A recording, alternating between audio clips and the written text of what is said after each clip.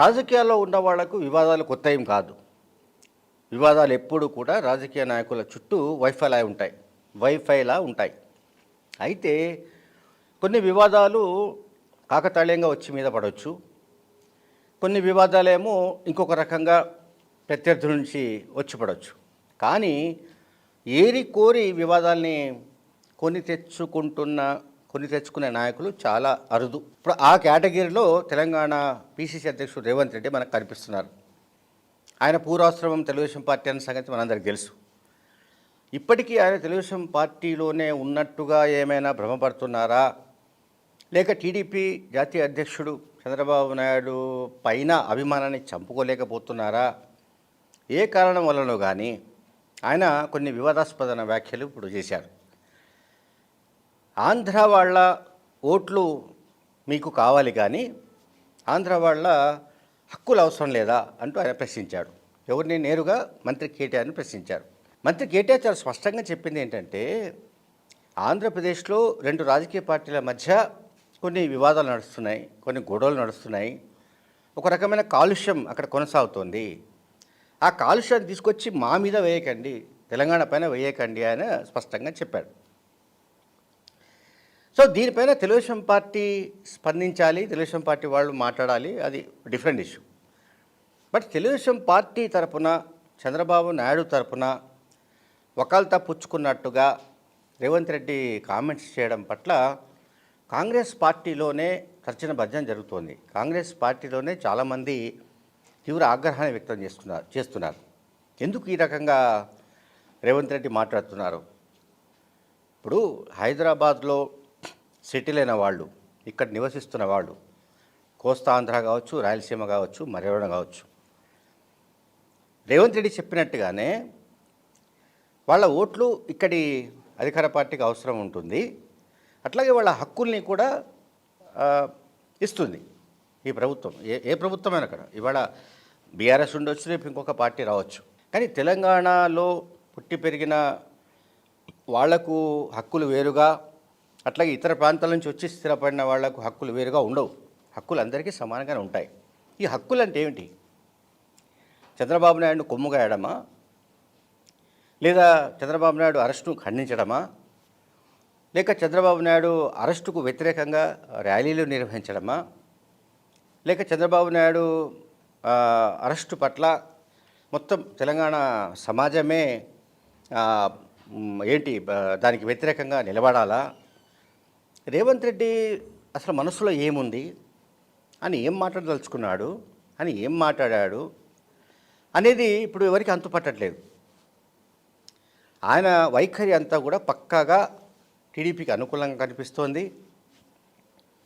అట్లాగే ఇక్కడ మనం గమనించాల్సి ఏంటంటే, మరి ముఖ్యంగా హైదరాబాద్ మహానగరంలో ఇక్కడ నివసిస్తున్న సీమాంధ్ర వాళ్ళు, సీమాంధ్ర అంటే in the sense Rayalaseema and Kostandhra, ఈ సీమాంధ్రకు సంబంధించిన ఎవరైతే ఇక్కడ సెటిల్ చేస్తున్నారో 25-26 కాన్స్టిట్యూన్సీలలో ప్రభావితం చేస్తారు అని అనుకుందాం. అయితే వాళ్ళందరూ కూడా గుండుగుత్తగా చంద్రబాబు నాయుడుకు ఓటు వేసేవాళ్ళు కాదు. చంద్రబాబు నాయుడుకు తెలుగుదేశం పార్టీకి అసలు ఇక్కడ ఎంటిటీ లేదు. వాళ్ళకి ఐడెంటిటీనే కోల్పోయారు. తెలుగుదేశం పార్టీ అది ఆంధ్ర పార్టీగా మారిపోయింది. విభజన తర్వాత, మరీ ముఖ్యంగా ఓటుకు నోటు కేసు తర్వాత చంద్రబాబు నాయుడే మూటముళ్ళ సర్దుకొని ఆంధ్రకు వెళ్ళిపోయారు. ఇంకా ఇప్పుడు చంద్రబాబు నాయుడు గురించి, ఆయన జాతీయ నాయకుడు, ఆయనకు సుదీర్ఘమైన రాజకీయ అనుభవం ఉంది. అటువంటి వ్యక్తిని అరెస్ట్ చేస్తే అందుకు వ్యతిరేకంగా ర్యాలీలు లేకుంటే ప్రదర్శనలు నిర్వహించడానికి ఎందుకు అనుమతినివ్వరు? ఎందుకు అటువంటి వాటిని నిషేధించాలి? ఎందుకు వాటిని అడ్డుకోవాలి అని తెలుగుదేశం పార్టీ వాళ్ళు ఎవరైనా ప్రశ్నిస్తే, లోకేష్ లాంటి వాళ్ళు మాట్లాడితే బాగుంటుంది. కానీ రేవంత్ రెడ్డి మాట్లాడడం ఎందుకో ఇది అసహజంగా ఉంది, అసంబద్ధంగా కూడా ఉంది. రేవంత్ రెడ్డి వైఖరి సరైనది కాదేమోనని నాకు కూడా అనిపిస్తోంది. ఎందుకంటే నేను ముందే చెప్పా, హైదరాబాద్లో ఉన్న సీమాంధ్ర ఓటర్స్ ఎవరైనా కానీ వాళ్ళు ఎవరికి వేస్తారో వాళ్ళు ఓటు వేసుకుంటారు. కాంగ్రెస్కి వేస్తారా, లేకుంటే బీఆర్ఎస్కు వేస్తారనేది డిఫరెంట్ ఇష్యూ. కానీ రేవంత్ రెడ్డి మాటల వల్ల ఇది టీఆర్ఎస్ అంటే బీఆర్ఎస్ పార్టీ మరింత అడ్వాంటేజ్ తీసుకునే అవకాశం ఉంది. గతంలో మనందరికీ తెలుసు, చాలా రోజుల కిందట రేవంత్ రెడ్డి పీసీసీ ప్రెసిడెంట్ అయిన సమయంలోనో ఆ తర్వాత కొద్ది రోజులకో మంత్రులు హరీష్ రావు కానీ కేటీఆర్ కానీ చాలా కేటగిరికల్గా మాట్లాడారు. చంద్రబాబు నాయుడే రాహుల్ గాంధీతో మరికొంతమంది కాంగ్రెస్ పెద్దలతో మాట్లాడి రేవంత్ రెడ్డిని ఇక్కడ కాంగ్రెస్ అధ్యక్షునిగా ప్లాంట్ చేశారంటూ ఆరోపించారు. సరే, రేవంత్ రెడ్డికి ఏ మెరిట్ ప్రాతిపదికన పీసీ ప్రెసిడెంట్ ఇచ్చారనేది డిఫరెంట్ ఇష్యూ. కాంగ్రెస్ పార్టీ సరే ఆయనను పీసీ ప్రెసిడెంట్ రాష్ట్ర అధ్యక్షునిగా కాంగ్రెస్ పార్టీ చేసింది.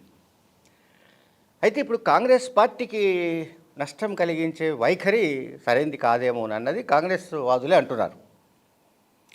ఎందుకంటే సీమాంధ్రకు సంబంధించిన ఓటర్సు ఎవరైతే మనం అనుకుంటున్నామో వాళ్ళు చాలామంది వైఎస్ఆర్ అభిమానులు కూడా ఉన్నారు. వైఎస్ రాజశేఖరుడిని అభిమానించే వాళ్ళు చాలామంది ఉన్నారు. మరి వాళ్ళలో వాళ్ళ మనోభావాలు ఎట్లా ఉంటాయి? చంద్రబాబు నాయుడును సమర్థిస్తూ చంద్రబాబు నాయుడుకు ఏమిటి రిలీఫ్ కలగాలి, చంద్రబాబు నాయుడు అరెస్టుకు వ్యతిరేకంగా ఇక్కడ ర్యాలీలకు మీరు ఎందుకు అనుమతించరు, లేకపోతే ఇదేమైనా కేటీఆర్ జాగీరా కేసీఆర్ జాగీరా అంటూ రేవంత్ రెడ్డి మాట్లాడమవుతుందో అది ఇతర ఇష్యూస్ మీద బేస్ చేసుకొని మాట్లాడండి. తెలంగాణ ప్రజలు ఎదుర్కొంటున్న సమస్యలను ఆధారం చేసుకొని మాట్లాడవచ్చు. కానీ చంద్రబాబు నాయుడు అరెస్టు ఇష్యూలో అసలు మనం అంటే తెలంగాణకు సంబంధించిన ప్రజలు కానీ తెలంగాణలోని రాజకీయ పార్టీలు కానీ ఎంత దూరంగా ఉంటే అంత మంచిది. లేదు అంటే మళ్ళీ ముఖ్యమంత్రి కేసీఆర్ నెత్తివిన పాలు పోసినట్లే. ఇది నేను స్పష్టంగా చెప్పగలను. 2018లో కేసీఆర్ ఎన్నికల ప్రచార సరళి చూసిన వాళ్ళు ఎవరికైనా కూడా ఇప్పుడు రేవంత్ రెడ్డి చేస్తుంది ఎంత పొరపాటో ఎంత చారిత్రక తప్పిదమో మనకు అర్థమవుతుంది. ఎందుకంటే మనందరికీ తెలుసు, సెంటిమెంట్ను రెచ్చగొట్టడంలో కేసీఆర్ను మించిన మునగాడు మనకు ఎక్కడ దొరకడు, మన దేశంలోనే దొరకడు. సో సెంటిమెంటు పూర్తిగా చల్లారిపోయింది, ఇంకా సెంటిమెంటు అవసరం లేదు, ఆయన బీఆర్ఎస్ పెట్టుకున్నాడు, జాతీయ పార్టీ, అదంతా అది పొలిటికల్ గేమ్, అదొక వ్యూహం అది కేసీఆర్ది. ఇప్పుడు రేవంత్ రెడ్డి లాంటి వాళ్ళు టీడీపీ అధ్యక్షుడిని గురించి అనుకూలంగా మాట్లాడడం, ఆయనకు అనుకూలంగా ఇక్కడ వ్యవహారాలు చేయాలని మాట్లాడడం, ఇది ఖచ్చితంగా కాంగ్రెస్కు నష్టం కలిగించే వ్యవహారమే కాకుండా కేసీఆర్ రేపు మళ్ళీ అంటే 2018 ఎన్నికల ప్రచారం గురించి ఒక మాట చెప్తాను. ఆ సమయంలో కేసీఆర్ మాట్లాడేది ఏంటంటే పలు సభల్లో, ఎన్నికల ప్రచార సభల్లో చంద్రబాబు నాయుడు మీ ఇంటికి వస్తాడు, మీ ఇంట్లో జ్వరపడతాడు, బొడ్లో కత్తి పెట్టుకొని వస్తాడు, లేకపోతే రేపు ఏ నిర్ణయం తీసుకున్నా అప్పుడు మహాకూటమి మనందరికీ తెలుసు, చంద్రబాబు నాయుడు కాంగ్రెస్ వగేరా వగేరా అన్నీ చాలా పార్టీల కిచిడి ఒకటి ఏర్పడింది, మహాకూటమి పెడుతుంది. ఈ కూటమి కనుక అధికారంలోకి వస్తే మీకు ఏ చిన్న పని ఉన్నా మీరు విజయవాడకు వెళ్ళాలి, చంద్రబాబు నాయుడు ఆమోదం తీసుకోవాలి, అప్పుడు అది నిర్ణయం జరుగుతుంది. ఈ ప్రభుత్వం చంద్రబాబు నాయుడు కనుసన్నల్లోనే, అంటే ఆంధ్ర పార్టీ నాయకుడి కనుసన్నల్లోనే కూటమి పరిపాలన సాగుతుందని చేసిన ప్రచారం ఇంత అంతా పనిచేయలేదు, చాలా పెద్దగా పనిచేసింది. ఈ విషయాలన్నీ తెలిసి కూడా అంటే 2018 ఎన్నికల్లో ఓటమి పరాభవం, దీని నుంచి కూడా రేవంత్ రెడ్డి కానీ ఇతర కాంగ్రెస్ నాయకులు కానీ ఎందుకు గుణపాఠం నేర్చుకోలేదు ఎందుకు గుణపాఠం నేర్చుకోలేదో తెలియదు. ఇప్పటికైనా గుణపాఠం నేర్చుకోవాల్సింది పోయి ఆయన జైల్లో ఉంటే అది కూడా అవినీతి కుంభకోణాల కేసుల్లో ఆయన అరెస్టుకు వ్యతిరేకంగా చంద్రబాబు నాయుడు అరెస్టును వ్యతిరేకిస్తూ హైదరాబాద్లో ర్యాలీలు, తెలంగాణలో ర్యాలీలు నిర్వహించాలని రేవంత్ రెడ్డి కాంగ్రెస్ పార్టీ రాష్ట్ర అధ్యక్షుడు వచ్చే ఎన్నికల్లో కాంగ్రెస్ పార్టీ అధికారంలోకి వస్తుందని భావిస్తున్న వ్యక్తి, కేసీఆర్ను మూడోసారి రాకుండా ఆపగలనని అనుకుంటున్న వ్యక్తి ఈ రకంగా టీడీపీ సైడ్ తీసుకొని తెలుగుదేశం పార్టీ అధ్యక్షుడు చంద్రబాబు నాయుడు అనుకూల వైఖరి తీసుకుని మాట్లాడడం అనేది అసలు కాంగ్రెస్ పార్టీలో ఎవరు, తెలంగాణ కాంగ్రెస్ పార్టీలో ఎవరు జీర్ణించుకోలేకపోతున్నారు. ఇంకొకటి చాలామందికి తెలిసి ఉండకపోవచ్చు, ఒక విషయం కూడా చెప్పాలి ఇక్కడ. ఈ ఈ చంద్రబాబు నాయుడు అరెస్టుకు సంబంధించిన ఇష్యూలో సిద్ధార్థ లూథ్రా ఎవరైతే చంద్రబాబు నాయుడు అరేంజ్ చేసుకున్న న్యాయవాది ఉన్నాడో, ఆ న్యాయవాదిని కర్ణాటక ఉప ముఖ్యమంత్రి డీకే శివకుమార్ ద్వారా చంద్రబాబు నాయుడుకు ఆర్గనైజ్ చేసింది పిసిసి అధ్యక్షుడు రేవంత్ రెడ్డే అనే ప్రచారం కూడా ఉంది. ఆ రకమైన నింద కూడా ఉంది. అది నిజమా కాదా మనకు తెలియదు. బట్ చంద్రబాబు నాయుడు అరెస్ట్ కాగానే, నంద్యాలలో అరెస్ట్ కాగానే వెంటనే డీకే శివకుమార్తో రేవంత్ రెడ్డి మాట్లాడి అర్జెంటుగా సిద్ధార్థ లూథ్రాతో కాంటాక్ట్లోకి వెళ్ళి, అంటే సిద్ధార్థ లూథ్రాకు డీకే శివకుమార్కు మధ్యలో సంబంధాలు ఉన్నాయి. ఎందుకంటే డీకే శివకుమార్ గతంలో ఈడీ కేసులో అరెస్ట్ అయ్యాడు, కొంతకాలం జైల్లో కూడా ఉన్నాడు. అందువల్ల ఆయన చెబితే వింటాడనే ఉద్దేశంతో డీకే శివకుమార్తో సిద్ధార్థ లూథ్రాకు చెప్పించి వెంటనే చంద్రబాబు కేసులో రంగం దిగాల్సిందిగా సూచిస్తే, ఆ మేరకు అంటే మొత్తం కోఆర్డినేషన్ వ్యవహారం అంతా కూడా రేవంత్ రెడ్డి చేశారన్నది ఆరోపణ.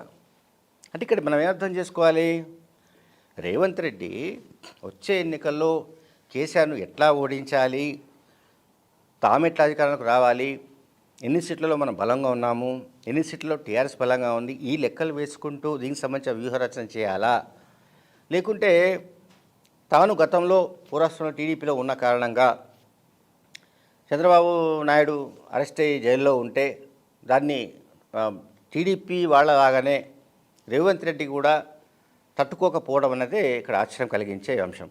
Thank you very much.